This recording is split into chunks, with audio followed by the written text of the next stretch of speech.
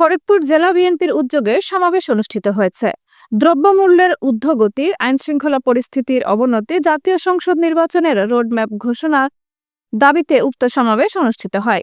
সমাবেশে বক্তারা বিগত আওয়ামী লীগ সরকারের বিভিন্ন কার্যক্রমের সমালোচনা করে বলেন, আওয়ামী লীগের শাসনামলে বিএনপি চেয়ারপারসনের 2 ছেলে সহ বিএনপি নেতাকর্মীরা নির্মমভাবে অত্যাচার করেছে। বক্তারা আরো বলেন, শেখ হাসিনার বিচার এ মাটিতেই হতে হবে। আন্দোলন সংগ্রামের মধ্য দিয়ে বাংলাদেশের জাতীয়তাবাদী দল বিএনপি এখনো টিকে আছে। আওয়ামী লীগ, যুবলীগ ও ছাত্রলীগের বাহিনীরা এখনো প্রকাশ্যে ঘুরে বেড়াচ্ছে। প্রশাসনকে তাদের ব্যাপারে দ্রুত পদক্ষেপ নেওয়ার আহ্বান জানান। অনতিবিলম্বে আওয়ামী লীগ সন্ত্রাসীদের গ্রেফতারের দাবি জানান। বাংলাদেশে আইনশৃঙ্খলা পরিস্থিতি ক্রমে অবনতি হচ্ছে, তাই অবিলম্বে জাতীয় নির্বাচনের আয়োজন করতে হবে এবং নির্বাচনের তারিখ ঘোষণা করতে হবে। জাতীয় নির্বাচনের আগে স্থানীয় নির্বাচন দেওয়া যাবে না, তাই অবিলম্বে জাতীয় নির্বাচনের তারিখ ও সময় ঘোষণা করার জন্য অন্তর্বর্তীকালীন সরকারের নিকট দাবি জানান।